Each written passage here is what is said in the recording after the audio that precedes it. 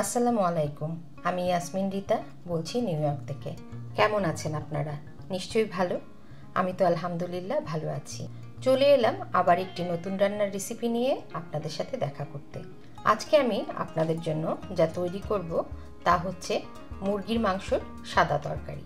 আপনারা অনেকে এটাকে কোরমা বলেন, আবার কেউ কেউ এটাকে হোটেলের স্যুপও বলেন, কিন্তু আমাদের ঢাকার মধ্যে এটাকে আমরা মুরগির মাংসর সাদা তরকারি বলি।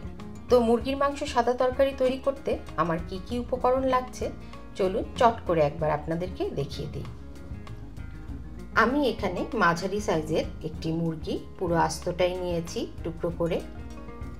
এখানে আছে 1 চা চামচ গরম মশলার গুঁড়া, 1 চা চামচ মাওয়া যা আমি ঘরে তৈরি করে নিয়েছি, 1 চা চামচ চিনি যা আমি পরিমাণ মতো দেব, পুরোটাই দেব না, এলাচি, দারচিনি, 1 টেবিল চামচ আদা রসুন বাটা, কাঁচামরিচ, এখানে আছে 1 টেবিল চামচ টক দই, পরিমাণ মতো লবণ, 1 টেবিল চামচ এখানে ঘি আছে, আর আছে এখানে পাউরুটি যেটার থেকে আমি একটা ব্যবহার করব। এখানে আমি 4টা আলু মাঝখান থেকে ফালি করে নিয়েছি, আছে আধা কাপ লিকুইড দুধ, এখানে আছে একটা মাঝারি সাইজের পেঁয়াজ কুচি করা আর সাথে তেজপাতা, আছে 1 কাপ পেঁয়াজ বেরেস্তা, আর এখানে আমি কর্ন অয়েল নিয়েছি, সেটা ইউজ করব পরিমাণ মতো। তো আপনাদেরকে তো পুরো উপকরণ দেখিয়ে দিলাম, চলুন এখন চট করে আমি রান্নায় চলে যাই। আমি এখন একটা পাউরুটি এই হাফ কাপ দুধের মধ্যে ব্লেন্ড করে নেব, যেটা আমি তরকারিতে ইউজ করব। তো চলুন এটা ব্লেন্ড করে নিই। আমি দুধ আর পাউরুটিটা একসাথে ব্লেন্ড করে নিয়েছি, একদম মিহি ব্লেন্ড করতে হবে, সেটা আমি করে নিয়েছি। এখন আমরা রান্নায় চলে যাচ্ছি। আমার প্যানটা গরম হয়ে গেছে, আমি এখানে 4 টেবিল চামচের মতো কর্ন অয়েল দিয়ে দিচ্ছি, আর সাথে দেব ঘিটা, কারণ আমি ঘি এবং তেল দিয়ে একসাথে এটা রান্না করব। আমি শুরুতেই তেলের সাথে ঘিটাও দিয়ে দিচ্ছি, তাতে সুন্দর একটা গন্ধ আসবে এটা থেকে। দিয়ে দিচ্ছি তেজপাতা, 3টা এলাচি, 2 টুকরো দারচিনি, আর দিয়ে দিচ্ছি কুচি করে কেটে রাখা 1 কাপ পেঁয়াজ।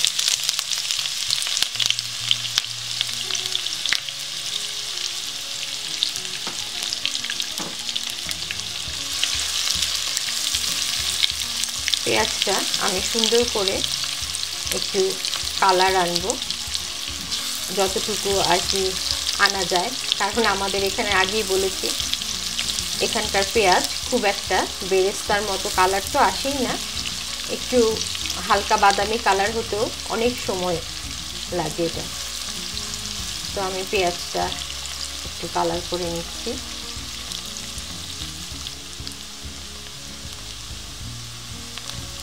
আমি শুরুতেই বলেছি এটাকে অনেকে অনেক ধরনের নামে বলে, অনেকে মুরগির সাদা কোরমা বলে, তারপরে অনেকে বলে যে হোটেলে যে স্যুপটা দেয়া হয় মুরগির সাদা, সেটাকে নাম দেয় এটা, কিন্তু আমি বা আমরা এটা আম্মা করতেন যখন, তখন আম্মা বলতেন, আম্মাকে জিজ্ঞেস করলে আম্মা বলতেন মুরগির সাদা মাংসের তরকারি।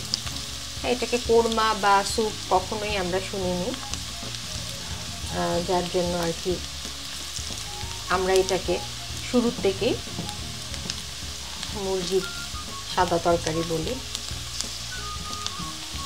এটা পোলাও দিয়ে বেশি ভালো লাগে, সাদা পোলাও দিয়ে, রুটি দিয়েও খাওয়া যায়, পরোটা দিয়ে, রুটি দিয়ে, তবে সাদা পোলাও দিয়ে এবং সাদা ভাত দিয়েই সবচেয়ে বেশি ভালো লাগে খেতে এটা।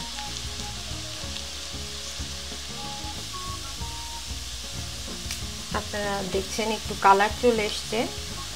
এখন আমি এর মধ্যে আদা রসুন বাটাটা দিয়ে দেব, যেটা আমি 1 টেবিল চামচ নিয়েছি।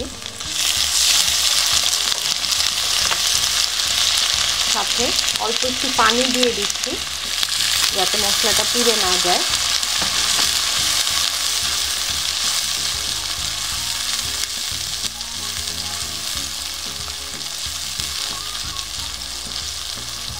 এটা এখন একটু কষিয়ে নেব, তারপরে এর মধ্যে আমি মুরগিটা অ্যাড করব।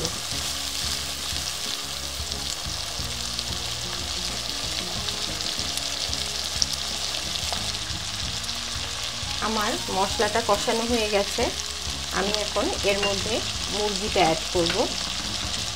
এখানে আমি একটা মাঝারি সাইজের মুরগি পুরোটাই নিয়েছি কেটে।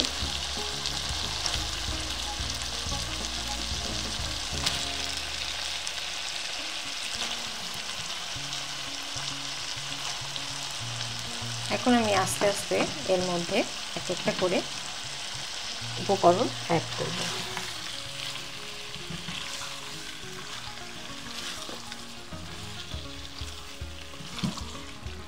একটু নেড়ে দিচ্ছি।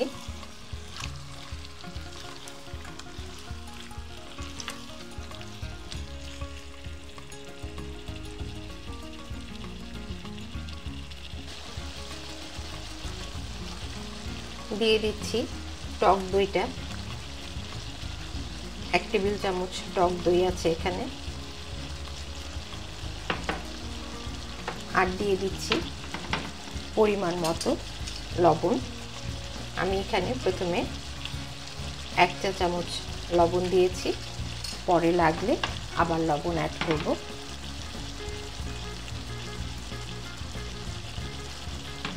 দিয়ে একটু নেড়ে দিচ্ছি।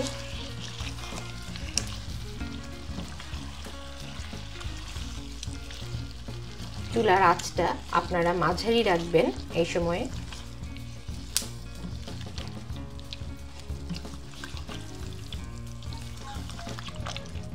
সুন্দর করে নেড়ে দিতে হবে যাতে মশলাগুলো প্রপারভাবে সবগুলো মাংসর গায়ে লাগে।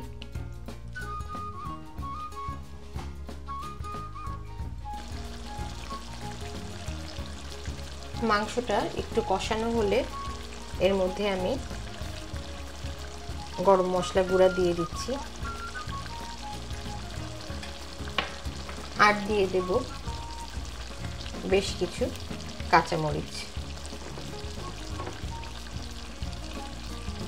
আপনারা কাঁচামরিচটা আপনাদের পছন্দ অনুযায়ী দিবেন। যার ঝাল খেতে ভালো লাগে সে একটু বেশি দিবেন, আর যে ঝাল খেতে পছন্দ করেন না সে একটু কম দিলেও হবে। আমি সাদা তরকারিতে একটু কাঁচামরিচ বেশি দেই। গরম মশলা আর কাঁচামরিচ দেওয়ার পরে আমি আবার একটু নেড়ে দিচ্ছি। মুরগি থেকে পানি বের হয়, তার জন্য এখন কষানোর সময় আমি পানি দিচ্ছি না। আমি কষাবো ভালো করে, তারপরে আস্তে আস্তে অন্যান্য জিনিস অ্যাড করব।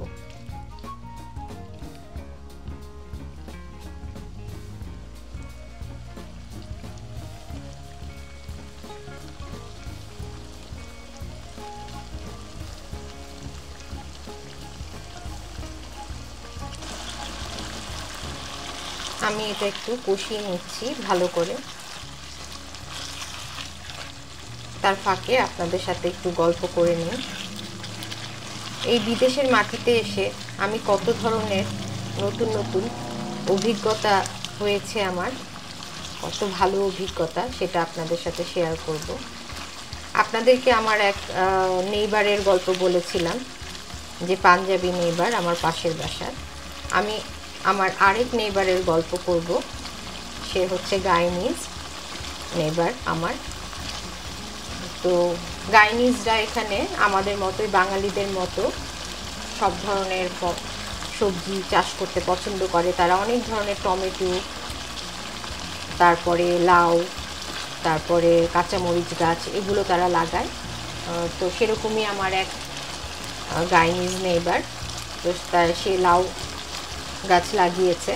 তার লাউ গাছে প্রচণ্ড লাউ হয়েছে, অনেক অনেক লাউ হয়েছে। তো সে প্রত্যেক দিন বিকালবেলা আমি কথার ফাঁকে একটু হালকা করে চিনিটা দিয়ে নিই। আমি হাফ চা চামচের মতো অল্প একটু চিনি দিলাম এর মধ্যে। তো আবার গল্পে ফেরত আসি। তো আমার সেই নেইবারের লাউ গাছে প্রচুর পরিমাণ লাউ হয়েছে। প্রত্যেক দিন বিকেলবেলা সেই গাছ পরিচর্যায় যখন ব্যস্ত থাকে, তো আমি হাঁটতে ইভিনিং ওয়াকে বের হলে তখন তার সাথে আমার দেখা হয়।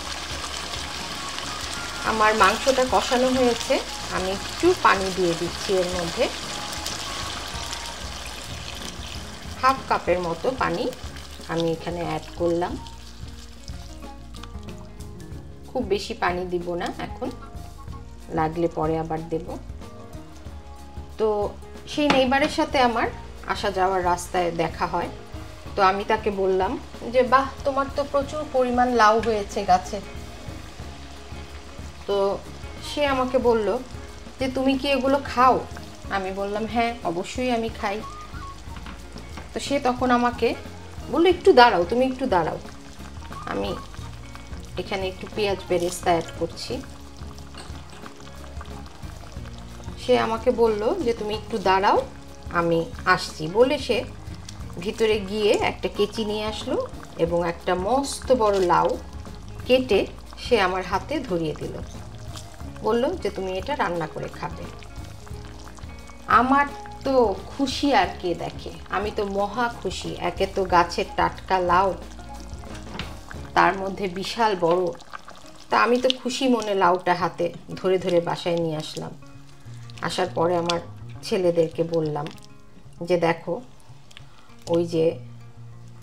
ওই আঙ্কেল আমাদেরকে একটা এত বড় লাউ দিয়েছে।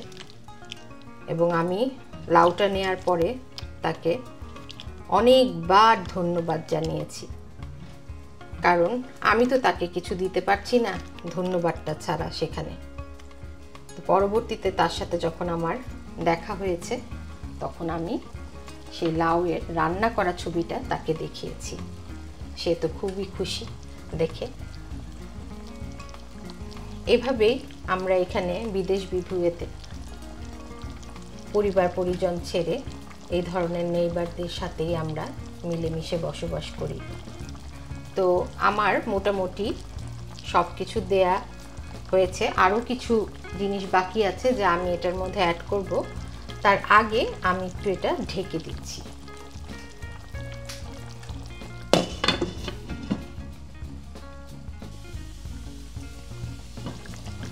পাঁচ মিনিট পরে ঢাকনাটা তুলে আমি আরেকবার নেড়ে দিচ্ছি। আর সাথে এখন আলুগুলো দিয়ে দেব। আলু দিয়ে আমি আরেকবার ভালো মতো নেড়ে দিচ্ছি। মুরগির মাংস হতে বেশিক্ষণ সময় লাগে না, খুব চটপটি মুরগির মাংস রান্না হয়ে যায়। এই জন্য আমি একটু আগে আলুগুলো দিয়ে দিলাম, যাতে মাংসর সাথে সাথে আলুগুলো ভালো মতো সেদ্ধ হয়ে যায়। আমি এখন এটার সাথে দুধ এবং পাউরুটিটা, যেটা আমি ব্লেন্ড করে নিয়েছি একসাথে, সেটা দিয়ে দিচ্ছি।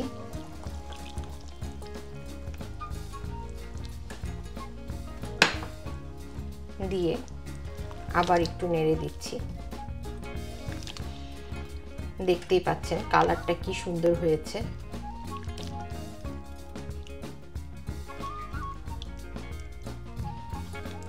এখন আমি এটাকে ঢেকে রান্না করব 10-15 মিনিটের মতো। আমি এখন ঢেকে দিচ্ছি।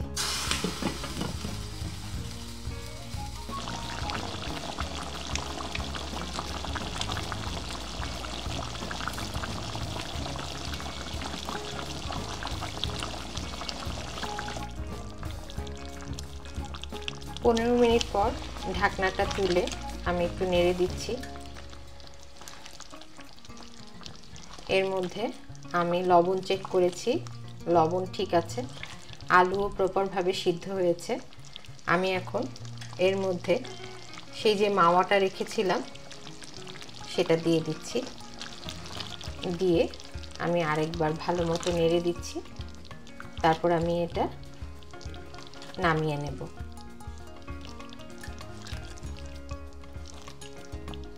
দেখতেই পাচ্ছেন কি সুন্দর হয়েছে দেখতে, আর কি যে সুন্দর গন্ধ বের হয়েছে এর থেকে। আপনারা বাসায় করে দেখবেন যে একেবারে পাতিল চেটে পুটে সবাই খেয়ে নিয়েছে। আমার রান্না শেষ হয়ে গেল, মুরগির সাদা তরকারি। আমি এখন আপনাদেরকে এটা সার্ভ করে দেখাচ্ছি। তৈরি হয়ে গেল আমার মুরগির মাংসর সাদা তরকারি। আপনাদের কেমন লেগেছে আপনারা কমেন্টসে আমাকে অবশ্যই জানাবেন, আর বাড়িতেও তৈরি করে খাবেন। আজকের মতো আমি এখানেই বিদায় নেব। দেখা হবে নতুন কোনো রান্না নিয়ে আবার আপনাদের সাথে। সেই পর্যন্ত বিদায়। আল্লাহ হাফেজ।